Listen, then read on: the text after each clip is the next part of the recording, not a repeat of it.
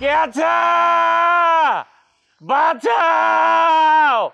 বাড়ির ব্যাগ কি মরে গেছে নাকি? আরে বাজার ধরেন, চালের বস্তা বস্তা কি কি দিছে এগুলো লাল। ওই কে আছে? এই কি হয়েছে? ছেলে তো দোকান ধরে কি হয়েছে? একটা একটা করে ধরেন। আরে কি হয়েছে বাড়ি?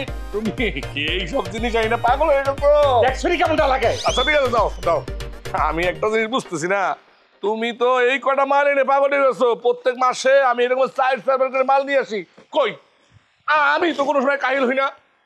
এবার কিছু মনে করেন না, আপনি তো কাজ করতে করতে অভ্যাস হয়ে গেছে গা। এই ধরনের পরিশ্রমের কাজ বাপের জন্য জীবনে করে নাই। আপনারা কামলা দিয়ে পারেন, আমরা না।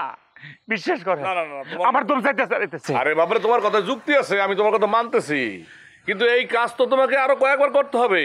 রেগুলার যখন তুমি করতে থাকবে না, করতে করতে অভ্যাস হয়ে যাবে, তখন অভ্যাস হয়ে গেছে, পিঠেও সয়ে গেছে, মনে করো বুকেও সয়ে গেছে। এই কাজ বারবার করতে হবে? আরে বারবার মানে কি? আমি কি তোমার কাজ দিছি? আমি তো সেটা জানি না। আমি তখন ব্যবসায়ী, আমি তখন ব্যবসা নিয়ে খুব চিন্তার ভিতরে আছি। এইসব কাজের ভিতরে তো আমার না করার না কোনো সময় নাই। ব্যবসায়ী হওয়ার আগে ব্যবসা শুরু করে দিচ্ছেন আপনি। আপনার ব্যবসাকে হেঁটেই তো বুঝতেছি না। আপনি নাকি চায়ের দোকান দিবেন, এটি আপনার ব্যবসা? এই জসিম, কি ব্যাপার? তোমার কখন বলছি গোসল করে খাবার খাবা? তুমি কই গেছিলা? কই গেছিলাম মানে? এই তুই আনবা নাকি নিচের দিকে যা। দেখছো বাজার নিয়ে আসছে, চালের বস্তা, তেলের বস্তা, নানান জিনিসপত্র নিয়ে আসছে। জসিম তো ভালো একটা ছেলে, এমন কাজের ছেলে আমি জীবনে দেখিনি। তুমি তো ভালো কাজের ছেলে। আমি নাকি কাজের ছেলে, শুনছো? ভাইজান, তোমার কথা শেষ হয়েছে? আমার জামাই কাজের ছেলে, জসিম আমার বিয়ে করছে এই বাড়িতে কাজ করার জন্য। তাহলে কাজটা করবো কে? আমি তো আর কাজ করতে পারতেছি না, আমি তো ব্যবসায়ী, বিজনেসম্যান। সেই জন্য জসিম কাজ করবে? ওরে বাবারে, কাজ করলে কি মান সম্মান যায়? শুনছো কোনোদিন? এই যে আমি যে এতদিন কাজ করছি, আমি কি অসম্মানিত হয়েছি? তোরা মানে সম্মান দিছো না? হ্যাঁ, কিন্তু ও যেটা কাজের ছেলে সেটা আজকে প্রমাণিত হয়ে।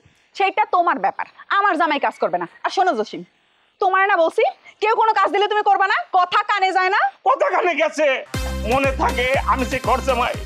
কবে আমার কিক দিয়ে লাথি মেরে বাড়ি করে যায়, বুট জুতা মেরে করলো, এই তোর ঘর জামাই ক্যান্সেল, জামাই রে দেখে তোর বউ নিয়ে যা। আমি তোমার নিয়ে কেমনে আমার বাপের বাড়ি যাবো? তুমি জানো না আমার যাওয়ার জায়গা নাই। আমার উপর তোমার বিশ্বাস নাই? তালেব ভাই ব্যবসা করলে তুমিও ব্যবসা করবা। ব্যবসা করবে? ও তো ঘর জামাই। ও টিয়া বাবু কোথায়? টিয়া টিয়া তুমি যেখান থেকে পাইছো ওখান থেকে আমিও নিব। তুমি ছেলে হয়ে পাইলে আমি মেয়ে হয়ে পাবো না কেন? এই তুই কি, তুই তোর বড় ভাইয়ের সাথে কম্পিটিশন দেওয়া শুরু করছিস নাকি? মনে করলে তাই। আমার জামারে দিয়ে তোমরা গাদার খাটুনি খাটাবা, বাড়ির সব কাজ করাবা, আর আমি চাই চাই দেখবো? আচ্ছা ঠিক আছে, ঠিক আছে, যদি সে ব্যবসা করতে পারে আমার তো কোনো সমস্যা নাই, কিন্তু আর যাই হোক কোনো চায়ের দোকান দিতে পারবে না, কারণ চায়ের দোকান দিলে আমার বিক্রি কিন্তু অনেক ডাউন হয়ে যাবে। আমার কি পাগলা কুত্তা কামড়াইছে? আমি চায়ের দোকান দিব, আপনি নিশ্চিন্তে থাকতে পারেন তালেব ভাই, আমি চায়ের দোকান দিব না। আচ্ছা ঠিক আছে, ঠিক আছে, তাহলে তো খুবই ভালো। মালপত্রগুলো নিয়ে আপনার চলে আসে। আচ্ছা বউ, আপনাকে সত্যি সত্যি টাকা দেবো? দিবে না মানে কি? না দিলে আমি আদায় করব। এই জিনিস ভালো পারে আঙ্গুরি। শোনো একটা কথা বলি, টাকাটা খালি দেখ, আমার মাথায় কোনো বুদ্ধি গিজ গিজ করতেছে। তোমার ভাইয়ের কথা শুনে বোঝা যায় হ্যাঁ কত বড় মগা এবং পাড়া।